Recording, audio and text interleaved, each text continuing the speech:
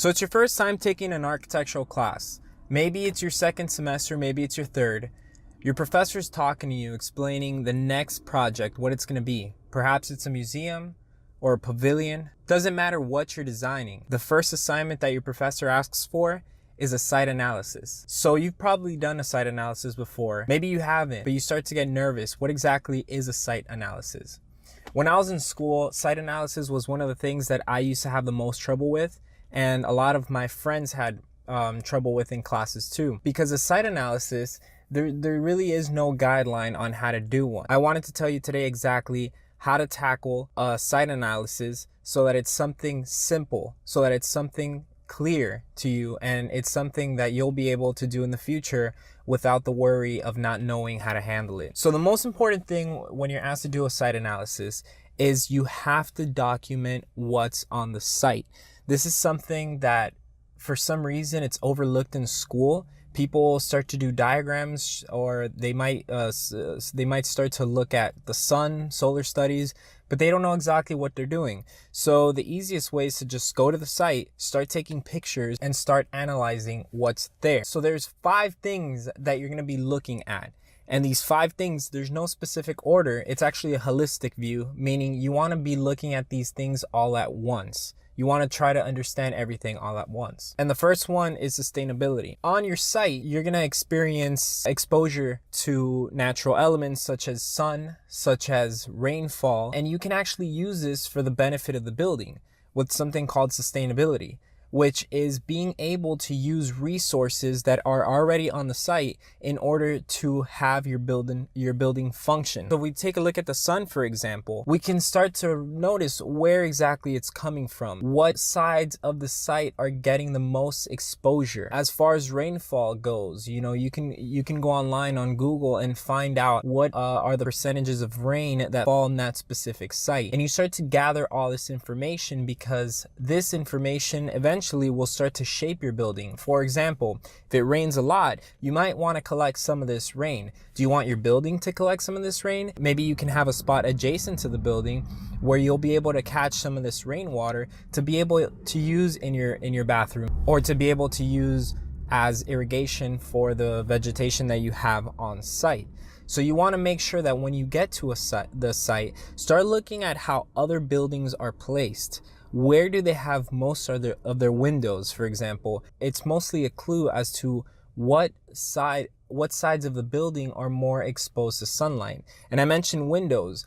It's also going to shape your building, because if you put a lot of window where it's mostly exposed to the sun, that means that it's going to get hotter. You're going to have to install some sort of solar shading, and your AC bill is going to go up.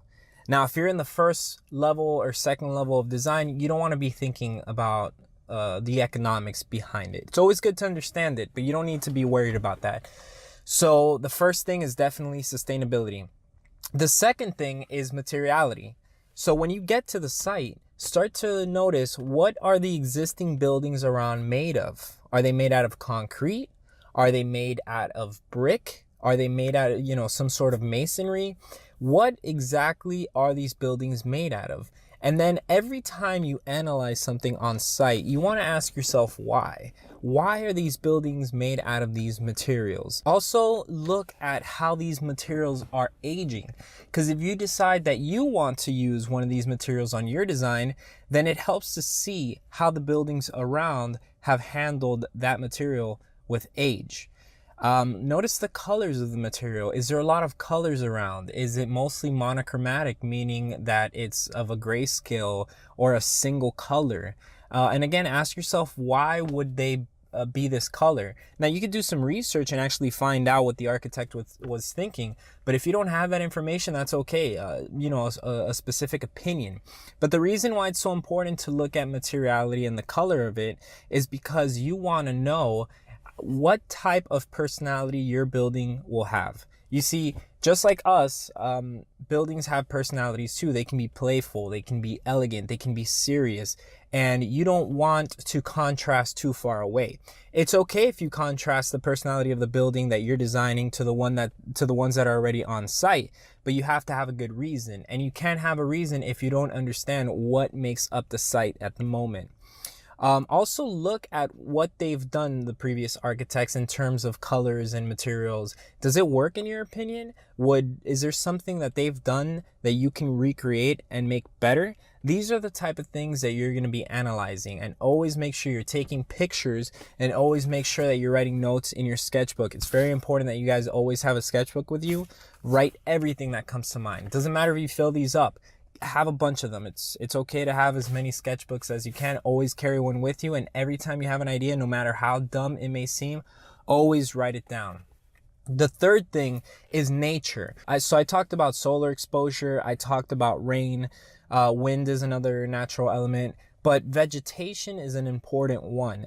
When you're at the site, start looking at what type of plants, what type of trees are growing on site. Start to decide whether some of these plants have been planted there or if they have been growing naturally. Now, if you notice some plants that you think are growing naturally, that's a good sign. You can easily use these plants again. You're not going to have to spend extra money or extra resources watering and maintaining these plants because they're naturally growing there already. So look at the vegetation, look at where it's placed. Start seeing if there's any vegetation that is providing shade on site. If not, then this is a perfect opportunity for you to implement some of this vegetation to provide shade so that people can gather around.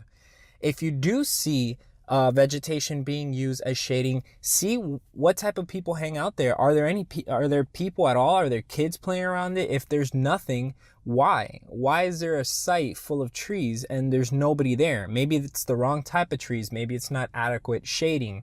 Maybe there's nothing to do there. These are things that start to inform your design, because now you're able to put into your design whatever you think is lacking on site. So the more information you're gathering about nature, the more that you can implement into your own design to make everything better. You see, as an architect, you have always the possibility to make every space that you design impact the area where it's located in a positive way. So always look at what's missing and try to put what's missing there. And then finally, for nature, start noticing what kind of birds and what kind of insects are around. Do you hear any birds chirping?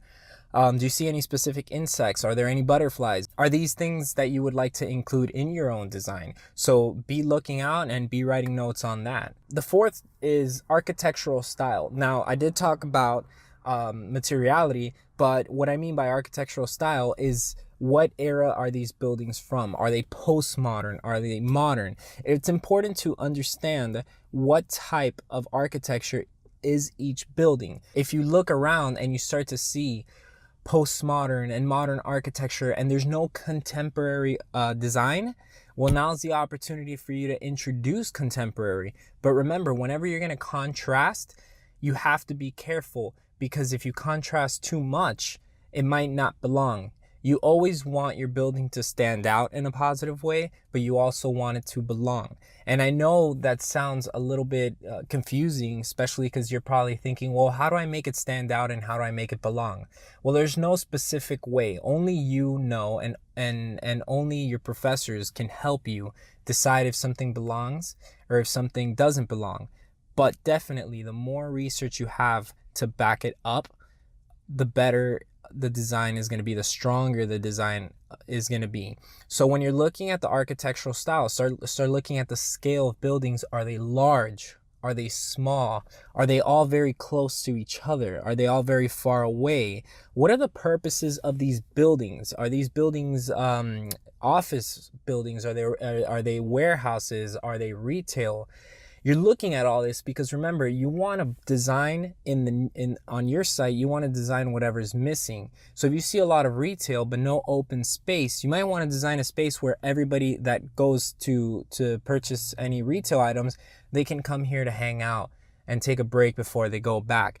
Same goes for a lot of businesses. If there's a lot of high rises, a lot of tall buildings, and they don't have any place to gather, maybe your design can be that place, that communal space where everybody comes to hang out. It also helps if you look at the history of these buildings and of the site itself. Perhaps you can find a special detail about your site. Maybe there used to be an automobile factory on your site a long time ago and it's not there anymore.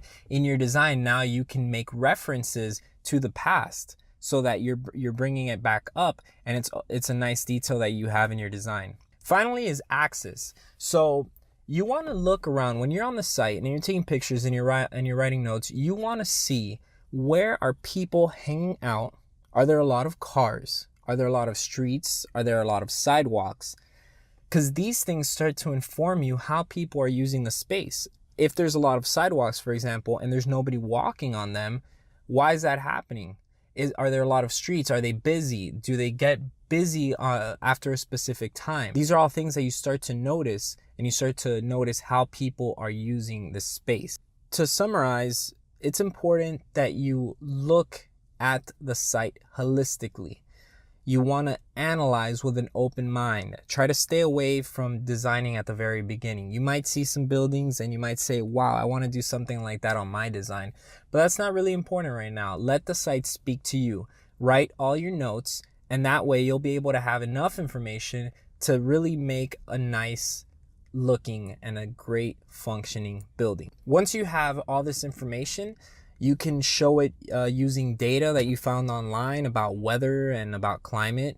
You can start to make timelines about the history and what existed before.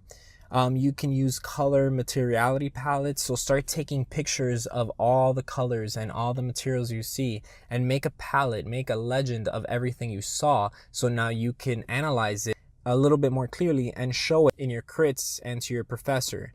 You can make collages of the photos as well. And finally, you can make some diagrams, study the site. Where's your building going to go? How does the sun affect it? Where are the nearest roads?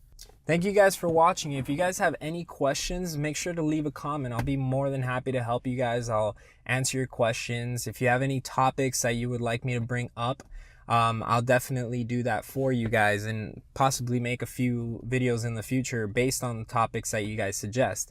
So I'm going to be making these videos in the future. I'm going to aim for one a week that deals with architecture and, very concise information. So if these type of videos help you, make sure to share them with your friends so it can help them as well. And go ahead and subscribe. That way you can stay connected with me, and you'll be able to receive notifications about the new videos I post. Thanks again for watching, guys. I'll talk to you guys next time.